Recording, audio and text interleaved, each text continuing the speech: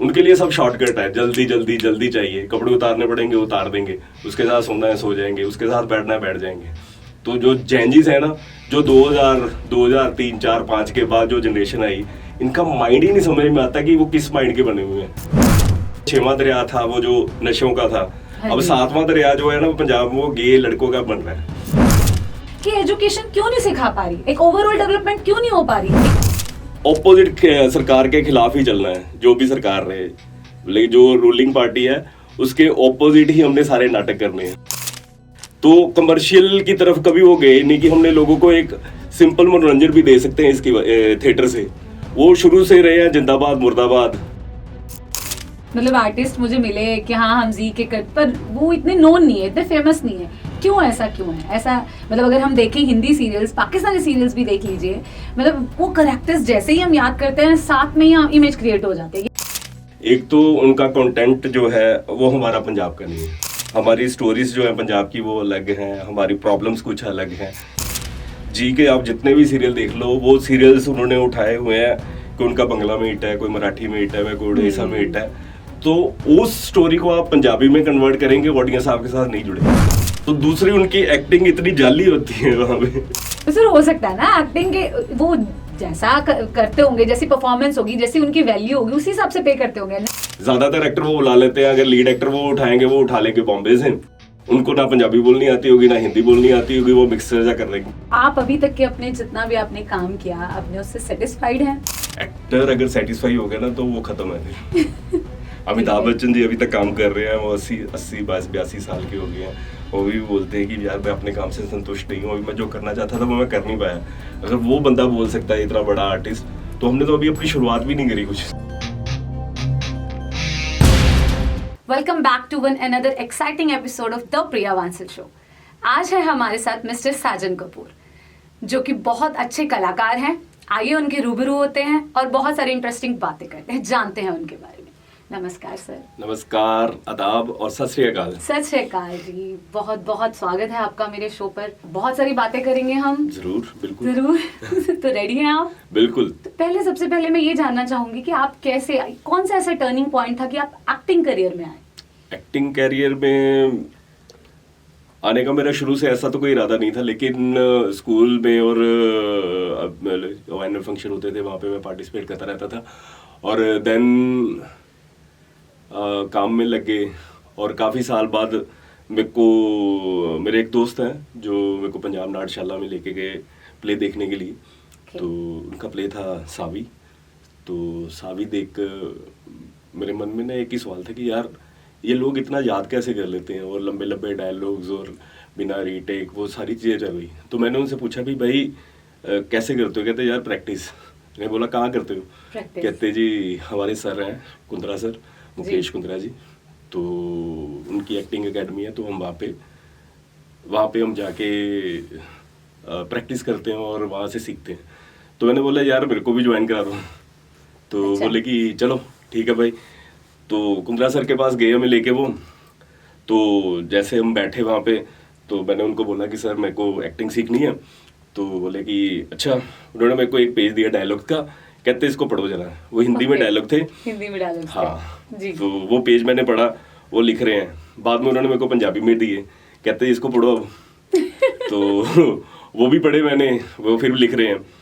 तो I think 10-12 लाइनें हिंदी में होंगी और 10 लाइनें हमारे पंजाबी में होंगी। ठीक है। तो उन 10-12 लाइनों में ना उन्होंने 35 मिस्टेक मेरी निकाली हुई एडिक्शन की, कि ये आप गलत बोल रहे हो, ये गलत बोल रहे हो। पंजाबी में या हिंदी में? दोनों में। दोनों में निकली? दोनों में। तो पंजाबी में अक्सर थोड़ा हार्ड टाइट, हिंदी में थोड़ा पंजाबी जो एक्टर्स होते हैं या एक्सेंट होता है जिनका, उनका हार्ड टाइट होता है। एक्चुअल में ना हमारे स्कूल जो है या कॉलेजेस हैं, अभी पता नहीं, जब हम पढ़ रहे थे जो इंग्लिश मीडियम स्कूल हम जिनको बोलते हैं अभी, तो वहाँ पे ना वो प्रोनाउंसिएशन जो है ना उस पर इतना काम नहीं करवाते सर। रट्टा मरवाने में वो काम करवाते कि रट्टा मार लो, आप रट्टे मार के आप लिख दो और बोल दो। ये एक फैक्ट है। तो जैसे मेरे को मतलब कि डायलॉग है, मैं पढ़ रहा हूँ मेज, बोल रहे नहीं मेज नहीं पढ़ना बेटे, मेज बोलना है इसको, अखबार बोलना है इसको ऐसे बोलना है, इसको ऐसे बोलना है।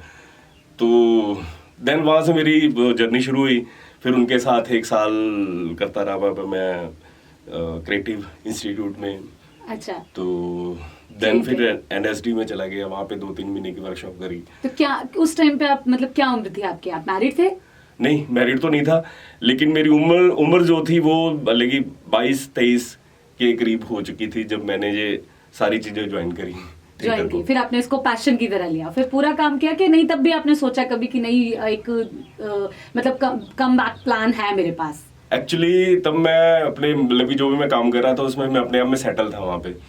तो क्योंकि फादर साहब हमारे वो छोटी उम्र में एक्सपायर हो गए थे, तो देन काम काम काम काम, और जब यहाँ पे आया तो 2-3 साल तो मैंने वैसे ही लगाए, वही चलो काम भी कर रहा हूँ, थिएटर भी कर रहा हूँ, ठीक है। लेकिन होता था कि जब मैं थिएटर में होता था तो काम की तरफ ध्यान रहता था, जब काम पे होता था तो थिएटर की तरफ ध्यान रहता था, ओके, तो वो दोनों चीजें मिसमैच हो गई। मिसमैच हो गई। हाँ। अच्छा, मतलब आपको सबसे बड़ा चैलेंज क्या लगा इस दौरान? मतलब जब आप एक्टिंग करियर में आगे आगे ग्रो करने लगे तो आपको सबसे बड़ा क्या चैलेंजिंग आपको फील हुआ? चैलेंज यही था क्योंकि अब मन लग गया था थिएटर में, एक्टिंग में, तो अब दुकानदारों के पास जाके वो जो मैं बेचता था पेंट और ऑयल, वो बेचने में मेरा ध्यान नहीं रहता था। ध्यान नहीं रहता था। तो फिर मैंने बड़ा एक लंबा अपने सोच के डिसीजन लिया कि नहीं, अब करूंगा तो यही करूंगा, कमाना है इसी में से, खाना है खवाना है, बने बिगड़े जो भी हो जाए, लेकिन अब एक्टिंग लाइन ही है। Very nice. अच्छा, तो किसी का इम्पैक्ट आपकी लाइफ पर, एक्टिंग करियर पर आपका, मतलब किसी का इम्पैक्ट हो आपकी लाइफ पर बहुत ज्यादा, कोई बहुत ऐसा? ज्यादा। जब मैं पंजाब नाट्यशाला के सरदार जतिंदर सिंह बराड़ से मिला, तो उन्होंने जो थिएटर के लिए करा है और जिस हिसाब से वो नए आर्टिस्ट होते हैं उनको वो क्या कहते हैं उसको आगे बढ़ने के लिए प्रोत्साहन देते हैं, तो वो चीज़ें उनकी बड़ी अच्छी लगी, और उन्होंने अपनी एक सारी लाइफ जो है वो थिएटर को समर्पित कर दी, पंजाब नाट्यशाला बनाया, जिससे इतने इतने बड़े बड़े एक्टर निकले हैं, कपिल शर्मा, भारती, है ना, अनीता देवगन, जी, हरदीप सर, गिल, मैंने है ना, सुना। केवल हाँ जी। धालीवाल, वो सारे बंदे जो है वो सारे पंजाब नाट्यशाला, आज अमृतसर को जाना जाता है थिएटर हब के हब नाम से, तो वो पंजाब नाट्यशाला की वजह से है। क्योंकि आप ऑल ओवर पूरे पंजाब में कहीं भी घूम लो, आपको इस मुकाम का थिएटर नहीं मिलेगा।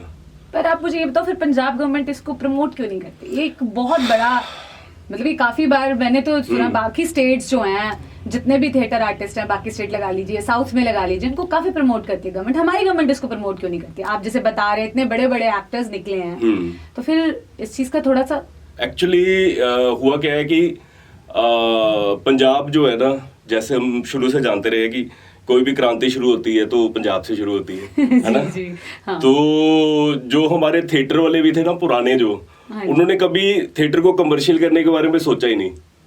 उनकी ना एक सोच रही है कि हाँ ऑपोजिट सरकार के खिलाफ ही चलना है, जो भी सरकार रहे, लेकिन जो रूलिंग पार्टी है उसके ऑपोजिट ही हमने सारे नाटक करने हैं। तो कमर्शियल की तरफ कभी वो गए नहीं कि हमने लोगों को एक सिंपल मनोरंजन भी दे सकते हैं इसकी थिएटर से। वो शुरू से रहे हैं जिंदाबाद मुर्दाबाद, है ना, पाकिस्तान डिवाइड हो तो गया। आप कुछ कर रहे हैं, आपने सोचा है आज, जो पीछे किसी ने नहीं किया, लेकिन आपने कुछ मैं कर सोचा रहा है? हूँ। आप कर रहे हैं? मैं मतलब कि मेरा कोई भी आप प्ले उठा लो, हम उसमें एंटरटेन भी देते हैं लोगों को, ओके। है ना, वो उसमें सॉन्ग भी रहते हैं आपका। तो उसका प्रमोशन कैसे करते हैं? प्रमोशन हमारा खुद ही हो जाता है भाई। जब आप एक अच्छा प्रोजेक्ट मार्केट में देते हो तो आपको प्रमोशन की जरूरत नहीं पड़ती। मैं मतलब कि अपने थिएटर लाइन में सबसे कम उम्र का बंदा हूँ जो सबसे लेट आया, और हमारे जितने भी बड़े दिग्गज जिनको हम थिएटर वाले बोलते हैं, उनसे ज्यादा शोज जो है वो क्वांटिटी में मेरे हैं। आप टाइम डिवोट कर रहे हैं, और यंगस्टर्स को क्या, जो थिएटर कर रहे हैं उनके लिए आपके लिए क्या एडवाइस है, क्या मैसेज है? उनको मतलब कि एक ही है कि सबसे पहले तो जो शॉर्टकट्स है ना, वो शॉर्टकट्स का रास्ता छोड़ दे अपना। इस लाइन में मेहनत है, टाइम है, एनर्जी है आपके पास, बैकअप है, तो इस लाइन में आप आओ। ओके। अगर नहीं है तो फिर आप जो कर रहे हो वही करो। देखिए, ये एक बहुत अच्छा मैसेज है, क्योंकि आज ज्यादातर लोग बिना अंधाधुंध इस करियर की तरफ बढ़ते जा रहे हैं, लेकिन किसी को भी इसकी डीप डेंसिटी किसी को भी नहीं पता। मेरे जो गुरुजी थे मुकेश कुद्रा जी, उन्होंने हमें जब पहली लाइन जो थी ना उनकी कि अगर आपने एक्टिंग करनी है तो उन्होंने 3 वर्ड दिए थे हमें। पहला था अकना नहीं, थकना नहीं, ते चकना नहीं। अकना नहीं, थकना नहीं तो चखना नहीं। चखना नहीं, मतलब नहीं। आप मीनिंग बताइए इसका। अकना मतलब कि जैसे रिहर्सल हो रही है, रीटेक हो रहे हैं, रीटेक हो रहे है ना, हाँ। तो बंदा होता है यार रीटेक क्या कर रहे हैं हाँ। यार, एक ही लाइन को आप 15 बार बुलवा रहे हो उनसे, है ना, थक बंदा मेंटली जाता है ना। आप शूटिंग पे गए हो, सारा दिन आप बैठे हुए हो, वैनिटी में बैठे हुए, आपका शॉट नहीं लग रहा, ज्यादा कौन जानता है आपका शॉट नहीं लग रहा, है ना, तो आप थक जाते हो, इरिटेट हो जाते हो, वो नहीं करना। और चकना का मतलब होता है कि कोई भी सामने बैठा हो, चाहे ऐश्वर्या आ जाए, कॉन्फिडेंस, कोई भी आ जाए, Yes. आप अपने कैरेक्टर पे हो, वही आपने प्ले करना है। उस वक्त वो ऐश्वर्या नहीं है, आप साजन नहीं है। आपने ऐश्वर्या राय जी का नाम लिया, इतनी मतलब क्या मैं बताऊं उनके बारे में जितना बताएं उतना ही कम है, ठीक है। ब्यूटी पेशेंट तो वो है ही और एक उम्दा कलाकार भी हैं, तो आपने तो उनके साथ काम भी किया, आप कुछ बताएंगे एक्चुअली कैसा एक्सपीरियंस रहा? मेरा उनके साथ बहुत ही अच्छा एक्सपीरियंस रहा। मेरे सर्वजीत मूवी की शूटिंग जहाँ पे हो रही थी अमृतसर में, और ऑडिशंस के बाद मेरे को एक छोटे से कैरेक्टर के लिए उन्होंने सेलेक्ट कर लिया जो प्रेस रिपोर्टर का था। तो 2-3 सीन थे उनके साथ, तो मतलब कि मेरा तो पहले सारी रात सोच के था कि जिनको हम बचपन से फिल्म में देखते आ रहे हैं उनको, है ना, वो मेरे सामने होगी, ऐश्वर्या राय होगी। Yeah. तो मतलब कि एक नर्वस तो नहीं कह सकता, लेकिन एक्साइटमेंट तो किसको नहीं होगी, जो मुझे लगता है उनके साथ किसको नहीं होगी। ऐश्वर्या मतलब कि मिस वर्ल्ड जिसको बोलते हैं, और World. उस टाइम पे वो यंग एज थी, तो सभी के सपनों की रानी जिसको बोलते हैं ना, कि हाँ ऐश्वर्या जैसी लड़की होनी चाहिए। बिल्कुल तो वो था। तो जब हमने उनके साथ वो करा प्ले, तो मतलब कि हमारी रिहर्सल्स हुई ऐसे ही, उनका डायलॉग मेरा डायलॉग बैठे बैठे हमने कर लिए।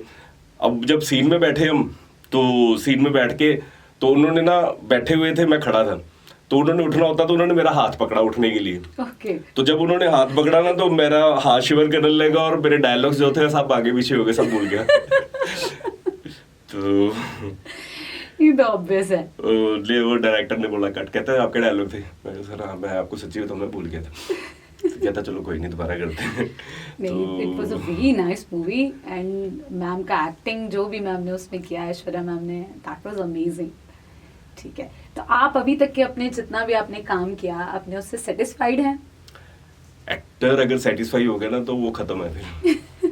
अमिताभ बच्चन जी अभी तक काम कर रहे हैं, वो 82 साल के हो गए हैं, वो भी बोलते हैं कि यार मैं अपने काम से संतुष्ट नहीं हूँ, अभी मैं जो करना चाहता था वो मैं कर नहीं पाया। अगर वो बंदा बोल सकता है, इतना बड़ा आर्टिस्ट, तो हमने तो अभी अपनी शुरुआत भी नहीं करी, कुछ शुरुआत भी नहीं करी। नहीं, चलिए ये तो बहुत अच्छी बात है आपकी कि आप ऐसा सोचते हैं। फिर भी आप अपनी मूवीज के बारे में, मतलब आपको किस मूवी में ज्यादा काम करके मजा आया? आपको ऐसा कौन सा आपका कैरेक्टर था? सारे कैरेक्टर्स जो भी मैं करता हूँ, चाहे मैं 1 मिनट का भी करने के लिए जाता हूँ ना, तो मेरे को उसमें ही मजा आता है। तो मेरे को आज तक मैंने अपने, अगर मैं थिएटर और फिल्म और टीवी सारे मिला लूँ ना, तो मैंने भिखारी से लेकर राजा तक के सबके रोल कर लिए। भिखारी से लेके राजा तक के सबके कैरेक्टर्स कर लिए हैं। लेकिन अब वो कैरेक्टर्स में क्या क्या शेड्स, वो एक अलग जर्नी है कि उसमें मैंने क्या करा क्या नहीं करा। लेकिन कुछ फिल्में हैं जो मेरे बहुत दिल के पास हैं। सरबजीत है, ठीक है, उसके बाद वो हमारी अभी भी आपकी कोई लेटेस्ट मूवी आई काफी हाँ जी, अभी आई है जॉन इब्राहिम के साथ, डिप्लोमेट है। तो 4-5 मिनट का सीन, लेकिन मेरे को बड़ी बात लगती है कि कोई प्रोडक्शन बॉम्बे से आ रही है और वहाँ पे आके वो ऑडिशंस करती है, इतने बंदों की ऑडिशंस में वो हमें सेलेक्ट कर लेते हैं कि हाँ यार ये बंदा ठीक है, इसको हम कास्ट कर सकते हैं, चाहे छोटे रोल में करें। आज छोटे रोल में कर रहे हैं हिंदी फिल्म वाले, पंजाबी वाले बड़े लीड रोल में कर रहे हैं। तो वो जर्नी जो है वो एक अच्छी चल रही है, अच्छी जर्नी है। तो क्या बेसिक डिफरेंस क्या है कि आप थिएटर भी करते हैं, ठीक है, और आप मूवीज भी करते हैं, तो बेसिक डिफरेंस इन दोनों में क्या है? आप ऐसा कुछ भी नहीं है, लोगों ने ना एक हवा सा बना लिया कि, और पहले था पंजाबी थिएटर जो वो बहुत लाउड था, है ना, उन्होंने बातें भी करनी, फिल्में भी लाउड थी तब पंजाबी। आप देखो पुरानी फिल्में जितनी भी है, वो सारे एक्टर्स वो बहुत सीनियर है, हमने उनसे बहुत कुछ सीखा है। हमारे वो योगराज जी है, गुग्गू गिल जी हैं, जो उस टाइम के जो भी थे, उनकी सबकी एक्टिंग बहुत लाउड थी उस टाइम पे, क्योंकि उस टाइम पे पाकिस्तानी फिल्मों का प्रभाव ज्यादा था पंजाबी फिल्मों पे भी, तो वो उसी हिसाब से हम एक्टिंग देखना पसंद करते थे उनकी भी। तो थिएटर भी बहुत ज्यादा लाउड था। तो फिर धीरे धीरे टीवी आया, माइक्स आ गए, अच्छी क्वालिटी आ गई कैमरे की, है ना, हर चीज मिल गई। तो फिर वो लाउड था वो थोड़ा थोड़ा कम होना शुरू हो गया। अब वो मतलब कि ऐसे बात कर लेते हैं हम, मतलब कि जब फिल्म के सेट पे होते हैं, मुंह में जैसे डायलॉग बोल के हम निकल गए, लेकिन वो साउंड रिकॉर्डिंग्स के पास रिकॉर्ड हो गया कि इन्होंने ये बोला था। okay. तो जो मेरे को लगा थिएटर और फिल्म्स में, थिएटर में भी हम नेचुरल की ही तरफ जा रहे हैं अभी, क्योंकि पंजाब नाट्यशाला जो है उसका जो ऑरा है, जो उन्होंने अपने वो डेवलपमेंट कर रखी है चीज़ों में, लाइट्स में, साउंड में, तो वहाँ पे हमें ज़्यादा चीखना नहीं पड़ता। सीखना नहीं पड़ता, ठीक है, लेकिन एक आप अपना मतलब कि आप जाते हैं, परफॉर्म करते हैं, सब कुछ करते हो, क्या ये पेड होता है? अर्निंग भी होती है इससे? अर्निंग तो नहीं होती है, हमारे खर्चे पूरे हो जाए, बड़े इतनी बड़ी बात हो जाती है कि हाँ, लेकिन ये है कि लोगों को एक आदत डाली है पंजाब नाट्यशाला ने कि आप पैसे खर्चो और थिएटर देखो। जो लोगों के मन में आर्टिस्ट के लिए क्या है इसमें? आर्टिस्ट के लिए, आर्टिस्ट को ये मिलता है कि जैसे मैं कर रहा हूँ, मेरे को आज 10 साल 12 साल हो गए थिएटर करते हुए, और जितना काम मैं कर रहा हूँ वो मेरे को वहाँ पे प्रैक्टिस कर रही है, तब मैं इतनी बड़ी बड़ी फिल्मों में जाके काम कर सकता हूँ, परफॉर्म कर सकता हूँ, है ना। तो वो मेरी अर्निंग है, वो आपकी अर्निंग है, वो आप स्किल बेस्ड हो। हाँ, थिएटर मेरे को वो दे रहा है, मतलब मेरे की अपनी सेटिस्फेक्शन दे रहा है लोगों के सामने परफॉर्म करने की, और जो मेरा बैंक जो मेरे खर्चे हैं, जो बिल्स हैं, वो फिल्म्स वाले दे रहे हैं, तो वो इसलिए दे रहे हैं क्योंकि वहां पे मैंने कुछ करा है, तब वो मेरे को पे कर रहे हैं कि हाँ आप इतने काबिल हो गए कि हम आपको पे कर सकें। आपकी मेहनत, एक्चुअल आपकी मेहनत ही आपको, आपकी वो जो वहां पे आप मेहनत कर रहे हैं, हाँ, वो आपको टाइम भी दे रहे हैं। कभी ऐसा भी हो जाता है कि मतलब मेरे लिए, मैं अगर लेके चलूँ तो मेरे लिए थिएटर पहले है। मैं अगर मेरी डेट्स हैं प्ले के लिए मैंने दे रखी है, तो उस दौरान मेरे को शूटिंग भी आ जाएगी, तो मैं उनको ना बोल देता हूँ कि भाई मेरी फिल्म, मेरा प्ले है, मैं प्ले करूँगा, उसके बाद आपके पास आऊँगा। तो ये सीखा मैंने अपने सीनियर्स, एक वो हमारे बहुत सीनियर आर्टिस्ट हैं जतिंदर कौर मैडम, तो आजकल पंजाबी फिल्मों में काफ़ी सरगर्म है, दादी दूदी के रोल करते हैं, और जलंधर दूरदर्शन से हम उनको देखते हैं। आप कॉमेडी भी करते हैं? हम करते ही कॉमेडी करते हैं। हमारे प्लेस जितने हैं वो सारे कॉमेडी हैं, लेकिन फिल्मों में मैंने जितने रोल करे हैं वो सारे सीरियस हैं। इसीलिए आपने सीरियस भी किया है ना? सीरियल्स मेरी दिल्ली दूरदर्शन से शुरुआत हुई थी। दिल्ली दूरदर्शन में मैंने करे 4 serial as an lead actor, तो फिर मैं वहाँ पे बोर हो गया, फिर मैं वापस आ गया पंजाब। फिर आपने जी पंजाबी पे भी सीरियल्स किए हैं? जी पंजाबी का एक्चुअली मेरा एक्सपीरियंस कोई इतना बढ़िया नहीं रहा वहाँ पे। नहीं, वही मैं जानना चाहती हूँ। मैं भी इतने मतलब आर्टिस्ट मुझे मिले कि हाँ हम जी के कट पर, वो इतने नोन नहीं है, इतने फेमस नहीं है। क्यों ऐसा क्यों है? ऐसा मतलब अगर हम देखें हिंदी सीरियल्स, पाकिस्तानी सीरियल्स भी देख लीजिए, मतलब वो कैरेक्टर्स जैसे ही हम याद करते हैं, साथ में ही इमेज क्रिएट हो जाते हैं कि हाँ हाँ। एक्चुअली क्या प्रॉब्लम है इनकी, जी के सीरियल्स की क्या प्रॉब्लम है, एक तो उनका कंटेंट जो है वो हमारा पंजाब का नहीं है। हमारी स्टोरीज जो है पंजाब की वो अलग हैं, हमारी प्रॉब्लम्स कुछ अलग हैं। जी के आप जितने भी सीरियल देख लो, वो सीरियल्स उन्होंने उठाए हुए हैं कि उनका बंगला में हिट है, कोई मराठी में हिट है, कोई उड़ीसा में हिट है, तो उस स्टोरी को आप पंजाबी में कन्वर्ट करेंगे, ऑडियंस आपके साथ नहीं जुड़ेगी, रिलेट नहीं कर पाएगी। और वो इतना उसको हैवी मेकअप, मतलब कि अपने तरफ से वो स्टार प्लस बनाना चाहते हैं, इतने हैवी मेकअप, इतने हैवी सेट, मतलब कि जो जैसे हमारे दूसरे सीरियल्स में चलता है, तो वो ना ऑडियंस के साथ एक पूरा कनेक्ट नहीं कर पाते, वो डुप्लीकेट लगते हैं। ऊपर से माशाल्लाह जो एक्टर्स भी होते हैं, मैं बुरा नहीं कह रहा हूँ उनको, लेकिन उनकी ना एक सेटल एक्टिंग है, वो सारा मेरे को समझ में नहीं आया, मैंने इसलिए छोड़ दिया। ओके। और दूसरा ये भी हो जाता है, अभी जी पंजाबी के एक्टर्स की ना इतनी मार्केट खराब हो रखी है ना, तो उस पर थोड़ा सा बताओ सर, जरूर जानना। मार्केट इसलिए खराब हो रखी है क्योंकि एक तो उनकी पेमेंट्स जो है वो बहुत कम है, है ना। तो जो बंदा जी का लेके जाता है ना बंदा, तो प्रोड्यूसर डायरेक्टर को पहले पता होता है कि वहां पे उसको इतनी मिल रही है, इतना ही देंगे हम। तो दूसरी उनकी एक्टिंग इतनी जाली होती है वहां पे। तो सर हो सकता है ना एक्टिंग के वो जैसा करते होंगे, जैसी परफॉर्मेंस होगी, जैसी उनकी वैल्यू होगी, उसी हिसाब से पे करते होंगे। नहीं ऐसा नहीं होता। एक्चुअल में जब जी ने एक पीछे से प्रोडक्शन ने आपको दे दिया कि हाँ इतने में आपने एपिसोड कंप्लीट करना है ना, मान लो एक रैंडम उनको दे दिया कि 1.5 लाख में कर रहे हैं या 2 लाख में कर रहे हैं, अब प्रोडक्शन की मजबूरी है कि वो इससे ज्यादा दे ही नहीं सकते। तो वो उस वजह से फिर वो कंप्रोमाइज होना शुरू हो जाता है।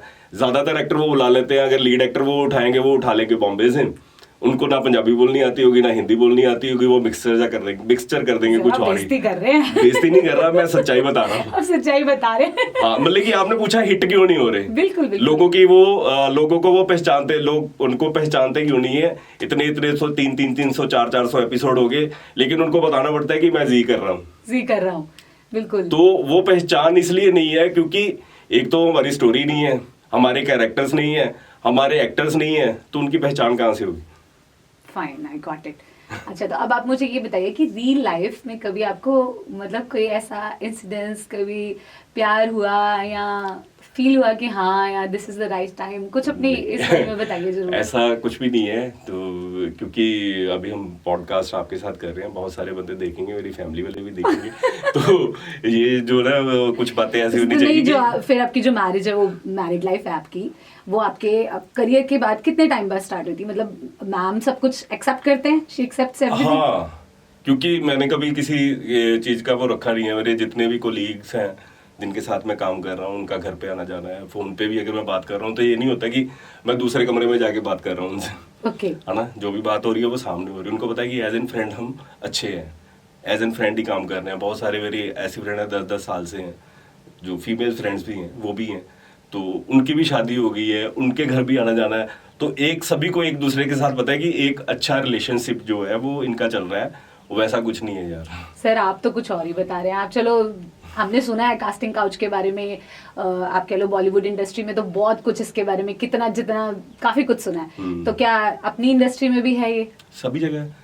हम अपनी इंडस्ट्री को क्यों बदनाम करेंगे? मतलब कि आप कहीं भी चले जाओ, मतलब किसी भी फील्ड में चले जाओ जहाँ पे लड़कियां लड़के काम कर रहे हैं, उनके वो बॉस मतलब जो भी है, उनका वो कुछ ना कुछ फायदा वो उनसे लेना चाहते हैं। तो इस लाइन में भी है, इस लाइन में थोड़ा सा ज्यादा है, शुरू से चल रहा है। क्योंकि लोगों को लगता है कि अगर लड़की, वैसे ही लिखता है कि लोग अगर लड़की घर से बाहर आ गई काम करने के लिए तो वो हमारी ही है, वो हमारे लिए ही आई है। तो ये मेंटालिटी सिर्फ फिल्म इंडस्ट्री में नहीं है, सारी इंडस्ट्रीज में है, जहाँ पे मैं मर्जी आप चले जाओ। नहीं, मुझे सिर्फ इतना जाना, मैं बहुत अच्छा, जितना भी मैंने काम किया, मैंने ऐसा कुछ एक्सपीरियंस नहीं किया। I am blessed, I can assure this. दो चीजें हो जाती है ना।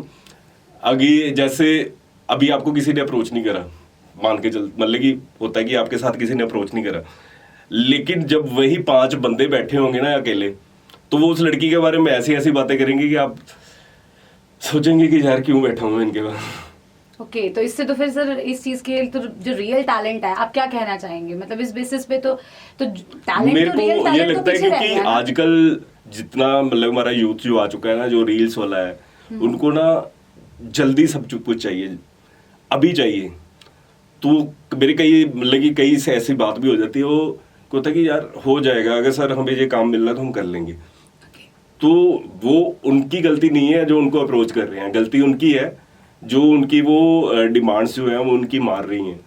तो सेकंड ये भी है कि वो जो डायरेक्टर अच्छा होगा, जिसको सिर्फ काम ही चाहिए, तो वो एक बहुत टैलेंटेड बंदा होगा, तो उसके साथ वो कुछ मतलब बोलेगा भी अगर उसके करने के लिए, लेकिन वो उसका सारा टैलेंट देख के करेगा कि हाँ अगर इस पे मैं दाव लगा रहा हूँ तो ये बंदा हिट हो सकता है, ये मेरे को रिकवर करके दे सकता है। ऐसे नहीं करेगा जो मतलब कि जिसको हम बोल देते हैं ना, वो नए नए डायरेक्टर्स बने हैं, नए नए, तो वो 2 साल बाद नजर भी नहीं आएंगे, ना वो एक्टर्स नजर आएंगी, ना वो डायरेक्टर्स नजर आएंगे। वो नजर वही आएगा बंदा जिसके पास टैलेंट है, जो काम कर रहा है, जिसने मेहनत किया, हार्ड वर्किंग है, डेडिकेटेड है। हाँ। Right, I totally agree. बिल्कुल बिल्कुल। अच्छा, तो आप मुझे ये बताओ, सिर्फ एक्टिंग ही करते हो या उसके अलावा भी कुछ और आपको अच्छा लगता है? अच्छा तो बहुत कुछ लगता है। मेरे को घूमना बड़ा अच्छा लगता है। Okay. वो मेरा घूमने वाला जो है वो इसी लाइन में पूरा आ जाता है, क्योंकि कभी कहीं पे शूट है, कभी कहीं पे शूट है, वो शौक भी मेरा इसी से पूरा आ जाता है। मेरे को खाने का बड़ा शौक है, मैं जहाँ पे भी जाता हूँ कुछ मतलब कि जो लोकल डिशेज होती हैं खाना, अमृतसर तो है ही खाने के लिए मशहूर, अमृतसर तो बहुत फेमस है।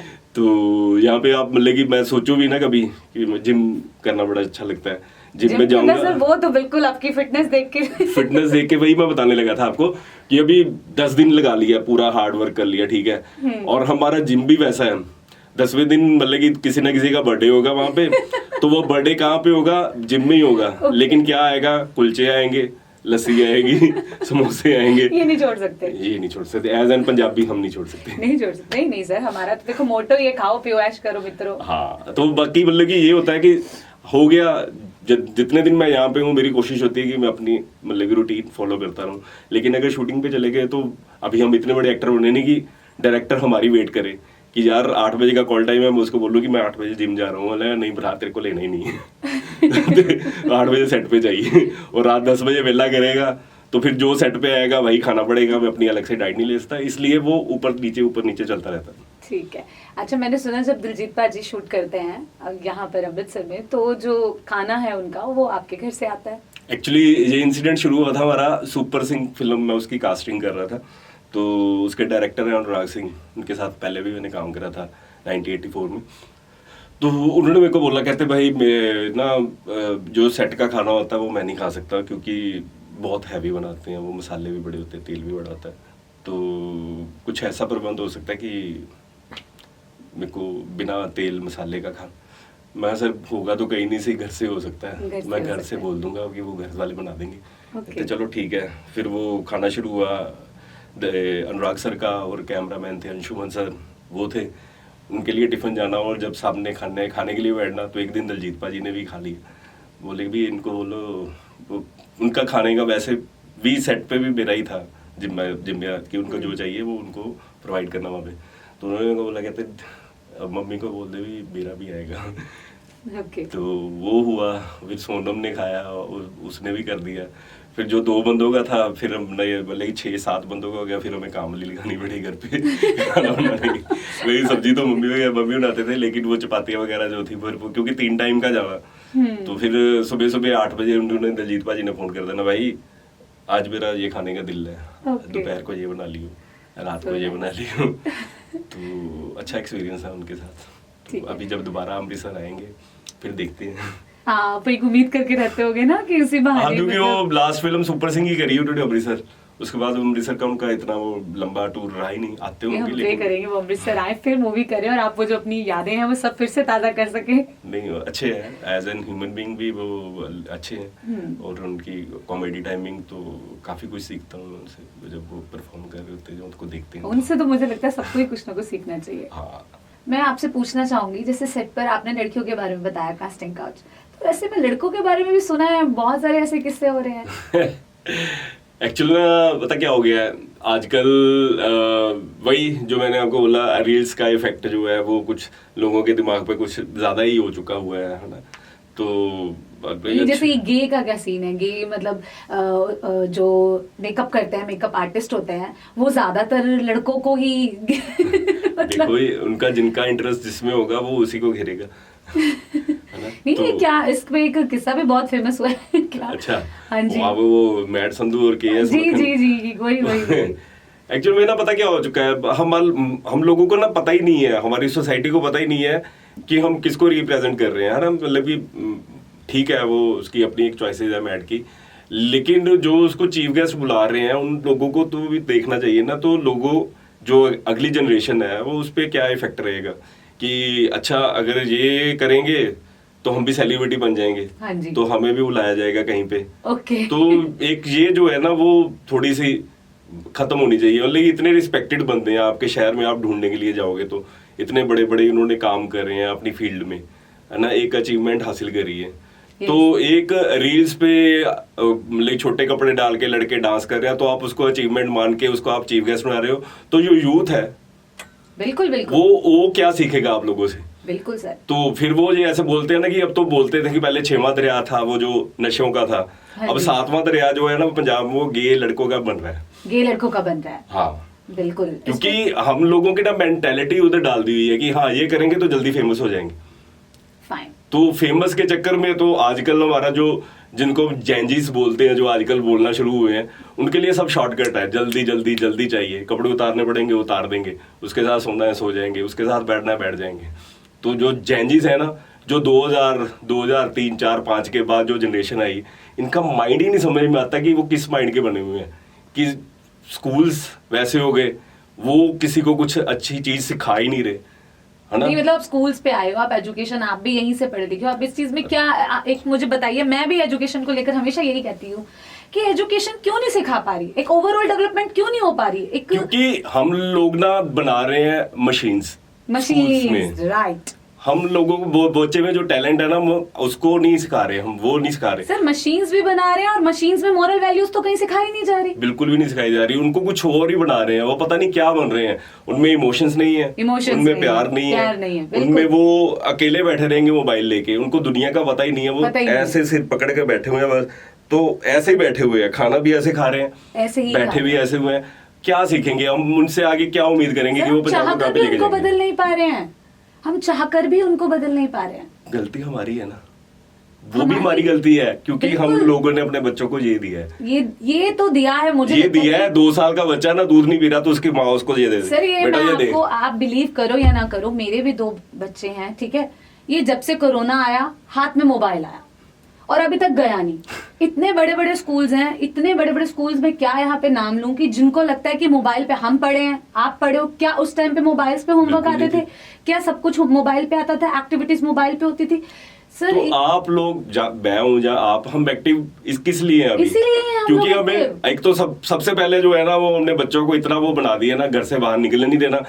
अगर स्कूल ने उनको डांट दिया तो पूरा मोहल्ला इकट्ठा करके हम स्कूल का घेराव करने के लिए चले जाते हैं कि मैडम ने इसको हाथ कैसे लगाया। कॉर्पोरेट पनिशमेंट अलाउड नहीं है, आपने ये कर दिया बच्चे के साथ, आपने वो कर दिया बच्चे क्या होता था पहले, क्या होता था, मैं खुद टीचिंग कर रही हूं, अगर हमें थप्पड़ स्कूल से पड़ गया तो घर पे आके बोला कि उन्होंने कहते गलती तेरी होगी, तभी मास्टर ने मारा तेरे को। पीटी सर थे, मतलब मेरे को याद है, मतलब मेरी कास्ट थी प्रिया बेदी, तो मुझे किरण बेदी बोलते थे क्योंकि मैं स्पोर्ट्स में बहुत अच्छी थी। मुझे उनसे स्टिक्स भी पड़ी हैं, सब कुछ है। लेकिन आज के बच्चे, शायद मैं जहाँ लगता है मुझे कि आप लोग जहाँ, आपने भी अपने गुरु जो होंगे सबसे मार खाई है, इतनी मार खाई है, जवाब देते हैं बच्चे, पता भी नहीं लगने देते, क्योंकि घर से इतना पैम्पर्स हमने कर दिया ना उनको।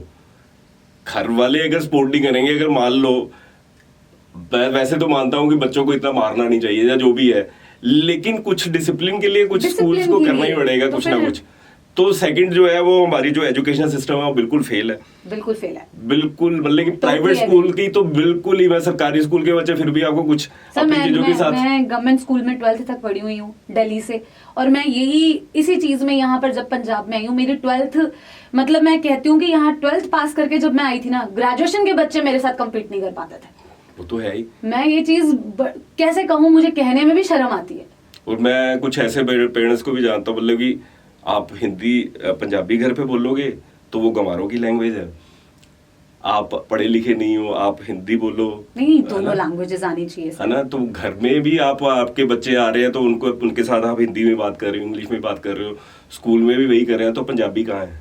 नहीं, दोनों लैंग्वेजेस आनी चाहिए सर। यहाँ मेरे एक नॉन है, वो कनाडा में सेटल थे, बट बिल्कुल मैं यहाँ पे आपको टोकूंगी। आप मुझे ये बात बताओ, आपने कहा हिंदी और पंजाबी, ठीक है, पर अभी हमने स्टार्टिंग में इसी बात पे, इसी मुद्दे पे तो हमारा फैक्ट हुआ था कि क्यों नहीं ऑल ओवर इंडिया के साथ हम कनेक्ट क्यों नहीं कर पा रहे हैं, हम पंजाबी, हम कहीं ना कहीं इसमें भी लैक करते हैं सर। हम ये सोच रहे हैं कि बच्चे को पंजाबी क्यों नहीं आनी चाहिए।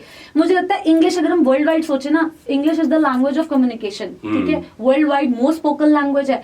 बच्चों को इंग्लिश नहीं आ रही, हिंदी भी नहीं आ रही, हिंदी भी पूरे, आप समझिए सर इस चीज को भी, कहीं ना कहीं हमारी भी मेंटालिटी, हम भी यही सोच रहे हैं पंजाबी बच्चा फिर सीख जाएगा। मैंने देखिए पंजाबी कभी नहीं पढ़ी, ठीक है, मेरी मम्मा, इतनी इजी लैंग्वेज है पंजाबी, आप 8th तक पंजाबी पढ़ोगे, you will able to write Punjabi. But Hindi में इतना ज्यादा कुछ है, इतनी बुक्स है, शब्दकोश है, सब कुछ है। आप तो डायरेक्शन में हिंदी मूवीज कर चुके हुए हैं, आपको तो पता है। आप अगर कविताएं देखे, और वो कनेक्टेड है, ये तीनों लैंग्वेजेस अगर आपस में कनेक्टेड है। और अब सबसे ज्यादा करवानी चाहिए ना स्कूल में, संस्कृत करवानी चाहिए। मैं संस्कृत पढ़ी हूँ, मैं आपको फ्रैंकली देखिए हमारा टॉपिक ही चेंज हो गया, कहाँ हमारा आर्ट फील्ड से टॉपिक आ गया एजुकेशन। एक्चुअल में ये ना दोनों चीजें आपस में रिलेट कर रही हैं, रिलेटेड ही हैं, क्योंकि हम अपनी जनरेशन को आगे क्या दे रहे हैं, है ना। तो वो उसके बारे में भी बात होनी चाहिए। हम ठीक है एक्टिंग फील्ड में हूँ, मेरे को उस लाइन पे बारे में बात करनी चाहिए, लेकिन एज एन पर्सन समाज में मेरी क्या इंपॉर्टेंस है और मैं समाज को क्या देना चाहता हूँ, उसके बारे में भी कोई बात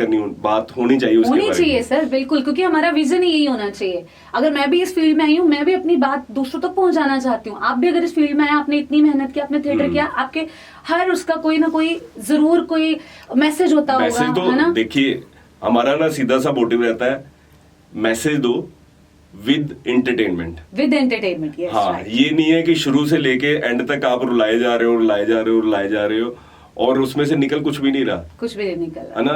अब जितना थिएटर है ना हमारा, जितने पुराने वो थे सारे, जिसको हम कॉमरेड बोलते हैं, कॉमरेड जो है ना, उनकी जो एक सोच थी थिएटर को लेके, उन्होंने प्लेस ही वैसे लिखे, अभी तक वैसे ही हैं। और ये हो गया कि प्लेस भी और सर जो मूवीज भी हमारी पंजाबी मूवीज भी बेस्ड हैं, मतलब ज्यादा लड़ाई झगड़े मार कुटाई, इतना ये एजुकेशन का मुद्दा हमने इतना उठाया, कभी इन चीजों पे मूवीज क्यों नहीं बनी है ना।